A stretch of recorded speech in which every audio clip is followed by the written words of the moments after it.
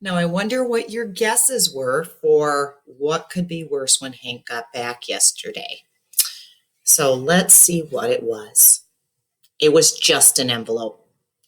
Looking at it, you wouldn't think it was any big deal. A brown envelope. That's all.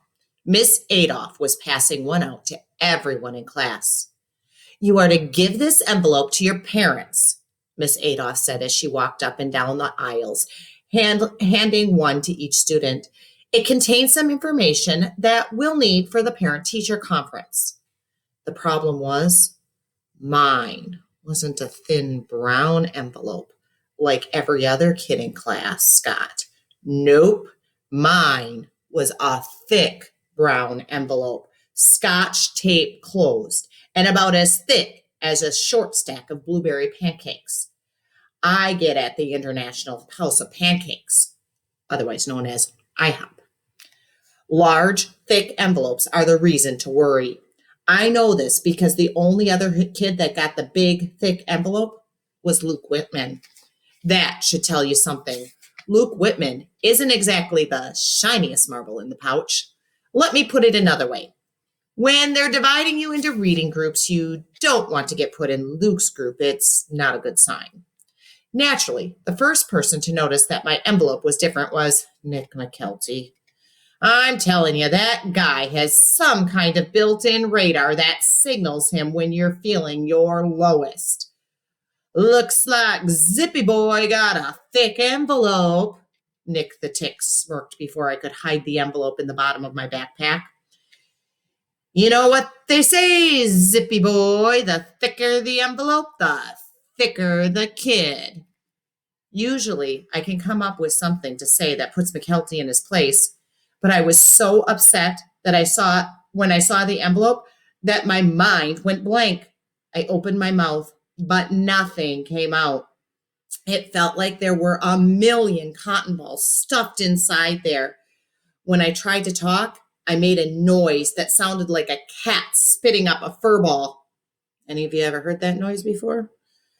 Lay off, McKelty, Frankie said to him, trying to cover for my furball problem.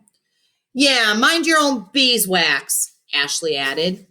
In typical Ashley style, she squinched down and got right in his face, putting the bill of her hat next to his hairy unibrow. If he exhaled any of his toxic breath on her, she was going to get blasted into the stratosphere. But she didn't care. She's my friend through and through. The bell rang. I was still just sitting at my desk, staring at the awful brown envelope. I was sure it contained the news that I was dreading. Attention world, Hank Zipzer, loser of all time, is being left back in fourth grade. Felt a big lump rise in my throat, the one that comes just before you're going to cry. I will not cry, I will not cry, I will not cry. Come on, let's get out of here, Zip, Frankie said. Ashley scooped up the envelope from my desk, and Frankie grabbed my backpack. Before I knew it, Frankie had me by one arm, and Ashley had me by the other, and we were on our feet and on our way out the door. I got the thick envelope, I whispered to them as we shoved our way down the stairs to the first floor. Me too, a voice said from behind. It was Luke Whitman. I already looked inside mine. You weren't supposed to do that, Ashley said to him. Hey, I already know they're recommending I repeat fourth grade, Luke said. As if they need to prove it, they stuffed the envelope full of all my lousy tests and homework. But I figure I'm pretty lucky. Why are you lucky? I snapped. I could feel the lump moving from my throat to the back of my eyes. I will not cry. First of all, fourth graders get a longer recess than fifth graders, said Luke, and recess is my favorite subject next to lunch. Oh, great. I'm going to have to sit next to this genius all next year. And second of all, I'm not going to have to do any homework for the whole year. Luke had a big smile on his face. I just have to change the dates on this year's homework and, like I'm done. Cool, huh? That did it. I took off down the stairs and I didn't stop. 2 at a time, 3 at a time. Watch me, Principal Love. I can go as fast as I want. You can't hold me back. When I reached the front door of the school, I pushed it open and bolted out into the fresh air. The tears were just forming on my eyeballs. Everything was all blurry, but I could make out a bright red object standing in front of the school. It looked like a giant strawberry. I ran toward it, slammed into it as hard as I could, and buried my head. Then the tears came. Chapter 16. Hey, what's wrong, Hanky? Papa Pete asked me, rubbing my head as I buried it in the strawberry red jogging suit he always wore to pick me up. It stinks, I said, wiping my tears and my runny nose on his sweatshirt. I hate to confess that I wiped my nose on his shirt, but it's true, and I wouldn't lie to you, not even when it concerns snot. What stinks? Papa Pete asked. My jogging suit? Sorry, Hanky. I just came from bowling. No, school stinks, I said. 4th grade stinks, and now I have to do it all over, and it's going to stink even more. Who said you have to do 4th grade over again?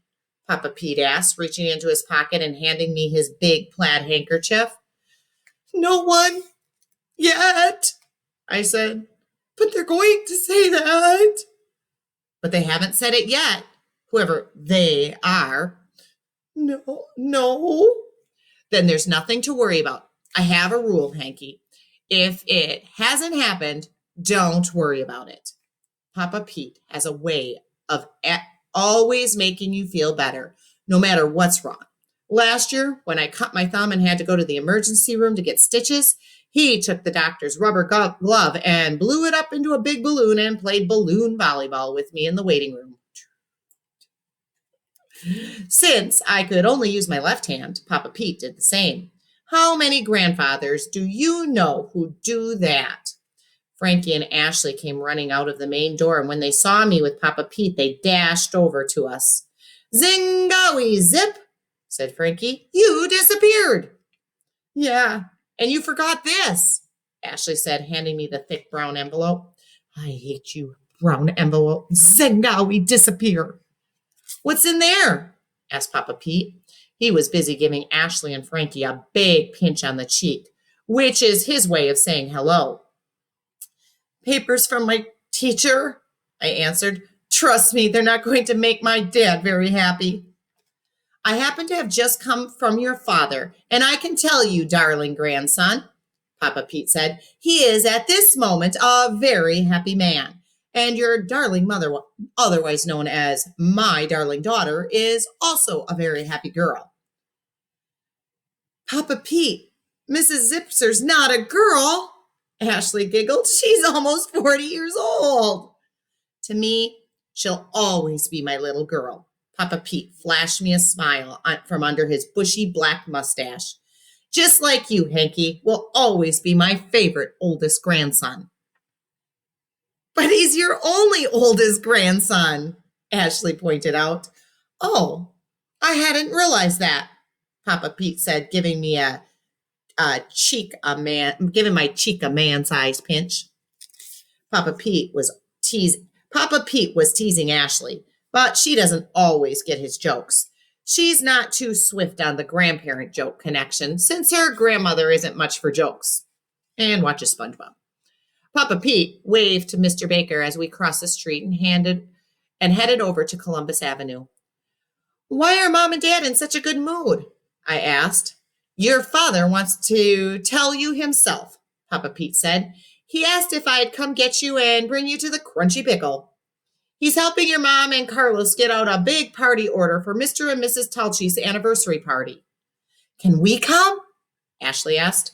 To the party? I don't know. Let's ask the Talchis. They seem like friendly people, said Papa Pete.